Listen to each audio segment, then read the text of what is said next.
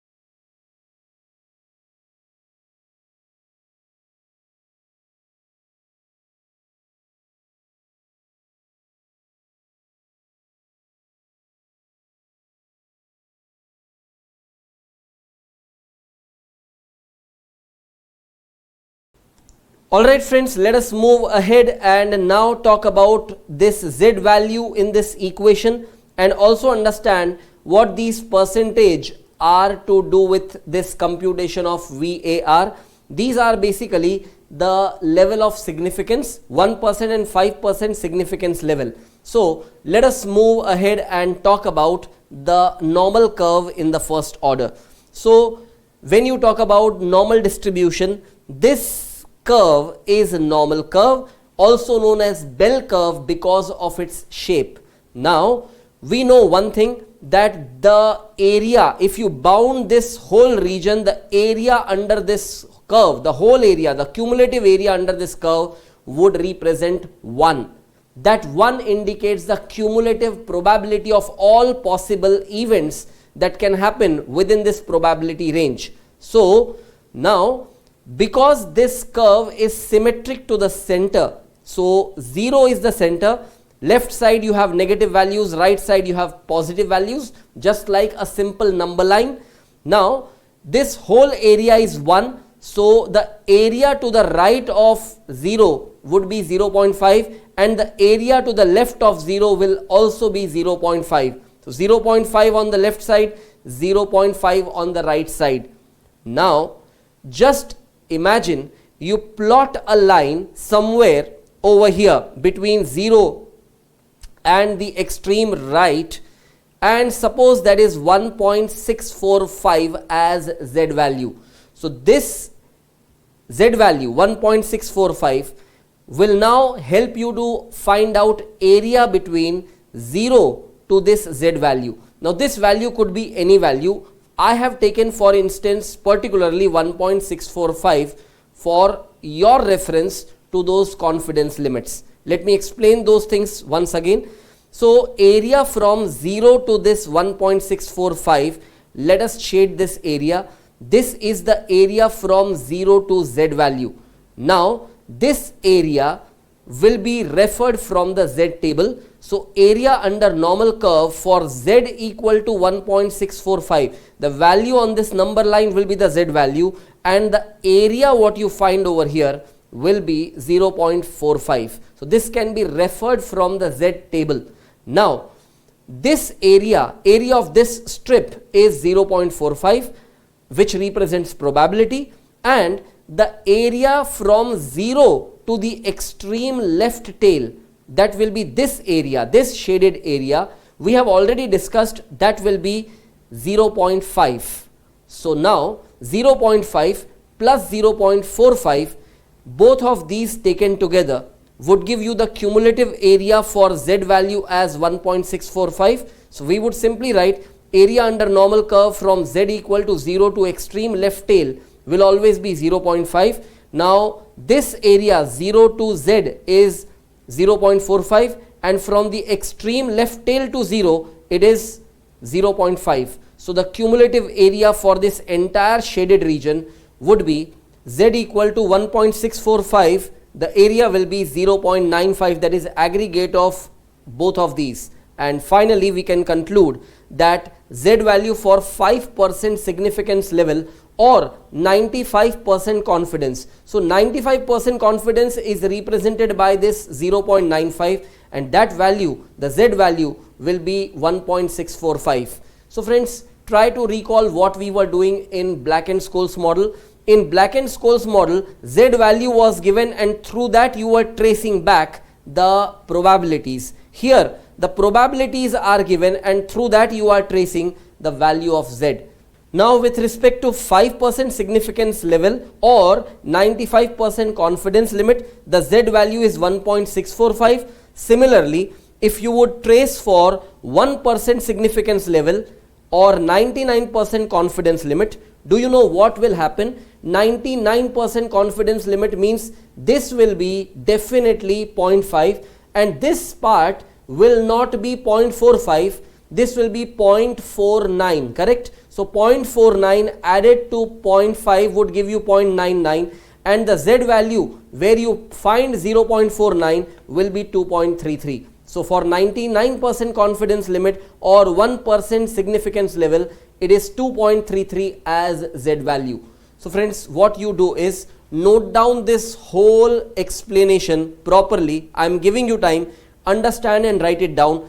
Though in examination you will be given these values, however, if you are not given these values, you can actually Remember these two values of Z, and typically what you will have to do is apply either 95% confidence or 99% confidence. They may inform you this even as probabilities, or they may inform you the inverse part of that, that is the significance level at 5% or at 1%. So do one thing, first of all, note down this whole thing properly.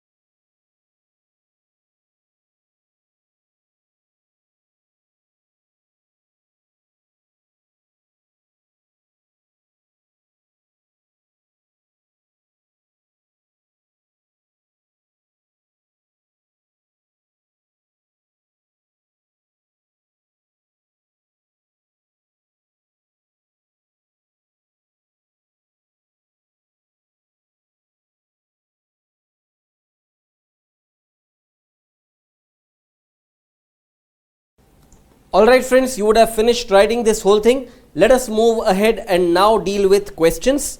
So, question number 1. Miss Rinky holds shares in NJ Ltd whose market value is rupees 2 crores. The standard deviation of market price is 2% per day. Assuming 5 trading days in a week and using 99% confidence level, determine the maximum loss level over the period of 1 trading day and 2 weeks, that is 10 trading days. Because the question has mentioned very clearly 5 trading days in a week, the moment you are talking about 2 weeks, it will be 10 trading days in total. Now Given that value of Z for 1% significance level from normal table of cumulative area is 2.33. We have already discussed when it is 1% significance level or 99% confidence level, the value of Z would be 2.33. So friends, as we have discussed, what you would do to solve this question, first you take the stock value and multiply the standard deviation in percentage to know the volatility in value, and then at the second stage you compute the value at risk. So how to do this calculation? Let us see. First of all, determine volatility in value. That will be the value of stock multiplied by volatility, that is standard deviation in percentage. So volatility in rupee will be rupees 2 crores into 2%, that is rupees 4 lakhs. So rupees 4 lakhs represent the value of your volatility, or simply volatility in value. Now value at risk will be volatility in value or volatility in rupee value multiplied by Z value. Z value over here, it is already given in the question. Because we are considering 1% significance level, this value will be 2.33. At 5% significance level, this could be 1.645. And then if you want to calculate it for 1 day, you would take square root of 1. If you want to calculate for 10 trading days, you would apply square root of 10. So at 1% significance level, maximum loss level over the period of 1 trading day, that is value at risk, would be rupees 4 lakhs into 2.33 into square root of 1, that is rupees 9 lakh 32,000, and over 10 trading days the same thing would be rupees 29 lakh 47,243. So friends, do one thing, note down this whole thing, and that will be end of the solution.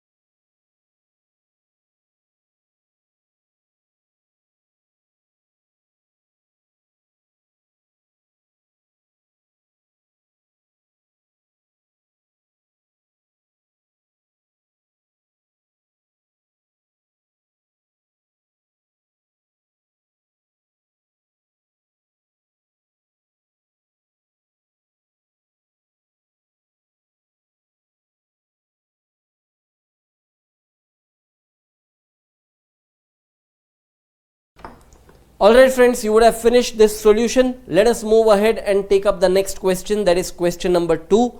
Now what is given over here? Aloknath holds shares in Baba Ltd whose market value is rupees 5 lakhs. The standard deviation of market price is 3% per day, assuming 5 trading days in a week and using 95% confidence level. Determine the maximum loss level over the period of 1 trading day and 2 weeks, that is 10 trading days. Given that value of Z for 5% significance level from normal table of cumulative area is 1.645. So friends, this is exactly similar to what you have done in the earlier question. The only difference now is you are now using 5% significance level, and therefore you are going to take the Z value as 1.645. Let us see how to present the solution. You would first determine the volatility in value as usual, and that would be rupees 5 lakhs into 3%, that is 15,000. Then you would compute VAR, and that will be product of volatility in value multiplied by Z value and multiplied by square root of number of trading days. So at 5% significance level, maximum loss level over the period of 1 trading day would be 15,000 multiplied by 1.645 into square root of 1, and if you would want to find it for 10 trading days, it would be square root of 10 multiplied at the end. So for 1 trading day it is rupees 24,675, and for 10 trading days the same value at risk comes to 78,029. So friends, note down this whole thing. That will be end of the solution, and after this we will learn about applying this concept over portfolio.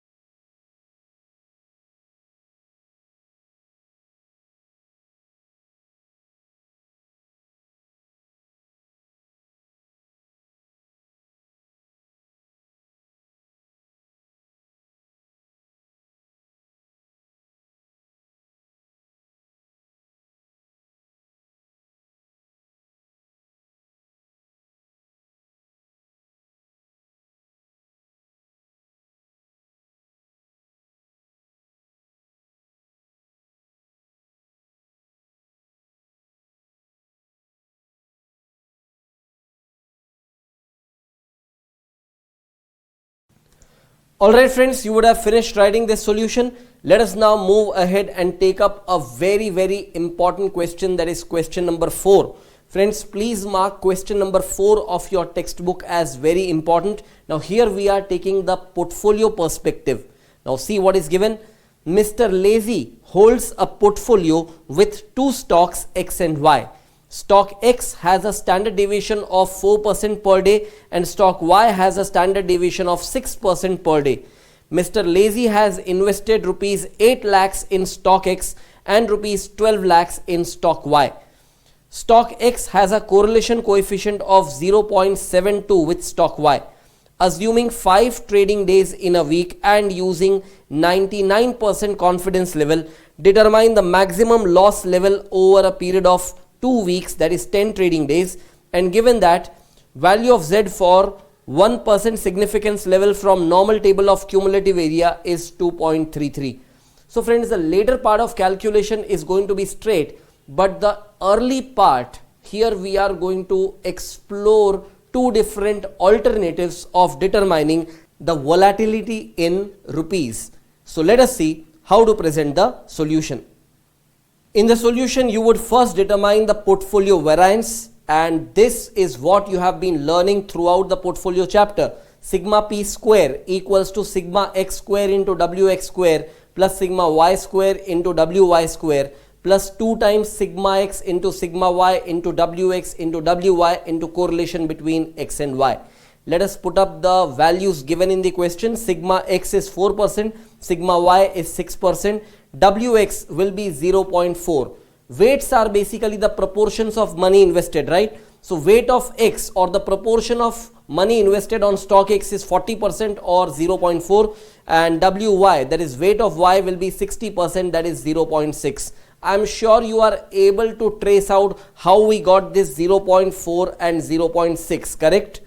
This 0.4 and 0.6 has been obtained from the fact that rupees 8 lakh has been invested in stock X and 12 lakh has been invested in stock Y.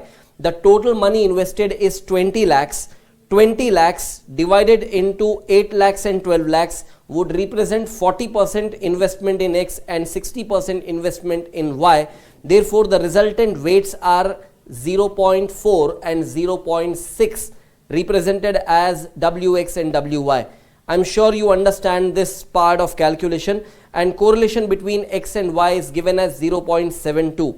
Now, the portfolio variance can be determined by substituting all these values in this equation, and once you get the portfolio variance as 23.8144, square root of portfolio variance will be the standard deviation of the portfolio, and that comes to 4.88%. So volatility in value will be the value of portfolio multiplied by the standard deviation in percentage. So volatility in rupee will be, the portfolio value will be 20 lakhs into 4.88%, which is the standard deviation of the portfolio.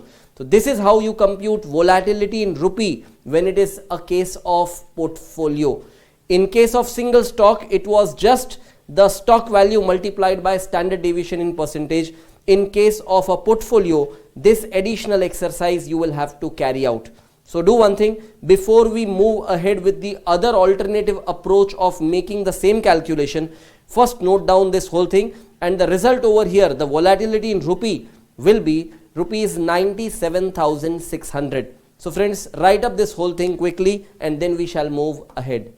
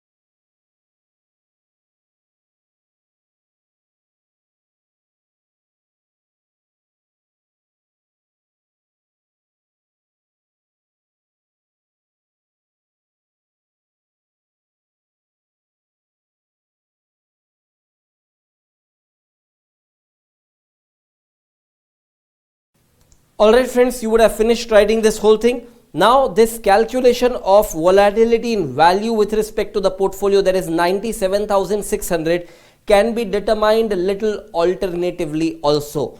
Now this approach, what we have first followed, is something that you have learned already in the portfolio chapter, but it is little longer to apply. We can have the other alternative approach as a quick approach. So let us see how to apply that.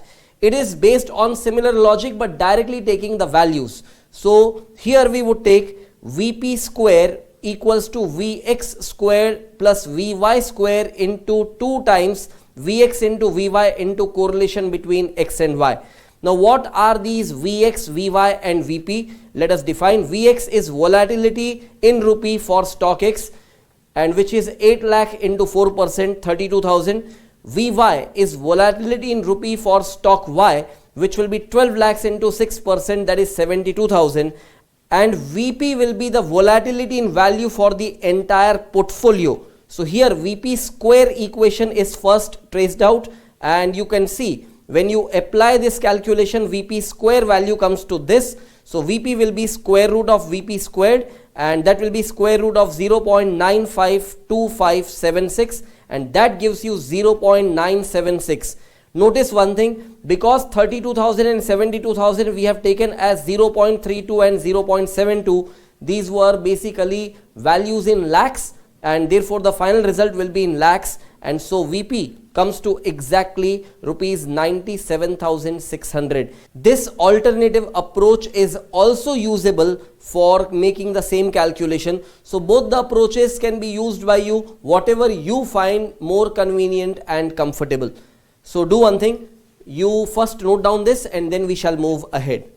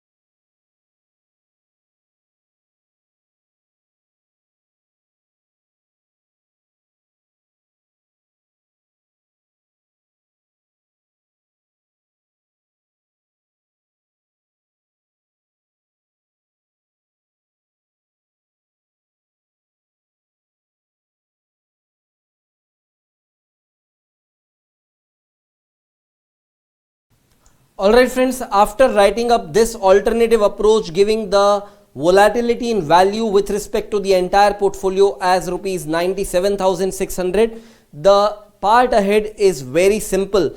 You can find VAR, that is volatility in value multiplied by Z value into square root of number of trading days. That means this part of calculation remains same whether it is a case of portfolio or even an individual stock. So question has informed the level of significance as 1%, and for that the Z value will be 2.33, and we have to make calculation for 2 weeks, that is 10 trading days, and that final result comes to rupees 7,19,127. So please note down this calculation as well. That will be end of the solution.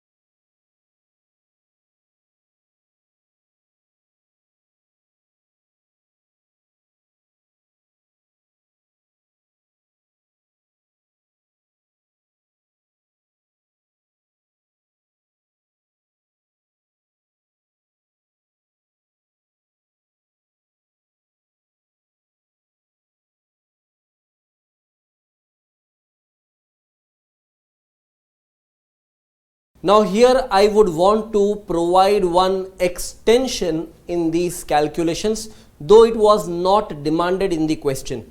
Now friends, we have always learned one thing in the portfolio topic, that portfolio can provide you the advantage of diversification, correct? So instead of putting all your money into single security, if you have a diversified investment portfolio, the risk could be minimized. So what we can do over here with the value at risk concept, VAR concept, we can identify how much risk we could actually save, how much risk we could actually reduce in value by creating a portfolio. So friends, I told you again, this part is not demanded in this question, but if the question requires you to make that additional calculation, that what was the benefit of diversification, compute by value and show that, you can just apply this extended calculation and show that. So why I haven't included that same thing in the basic question, because in your module in ICAI study material, this thing has not been demanded, not given, not explained, but I would say you should know how to do that calculation. So this part what I am showing now on screen can be considered as an extended part, and I am telling you again, in examination do this calculation only when the question is demanding this calculation, otherwise no need. Otherwise what you have shown over here is end of the solution. So friends, please carefully pay attention on the screen and note down that additional calculation, and this could show you the advantage of diversification which you have obtained by creating a portfolio. So in the circumstances and situations where the question is asking you the advantage of diversification or advantage of creating a portfolio, you would present the extended part of solution this way, that is VAR equation in the usual way. At 1% level of significance, the maximum loss that you can compute for 10 trading days, you compute individually for stock X, that comes to 2,35,779. You compute individually for stock Y, that comes to 5,30,504.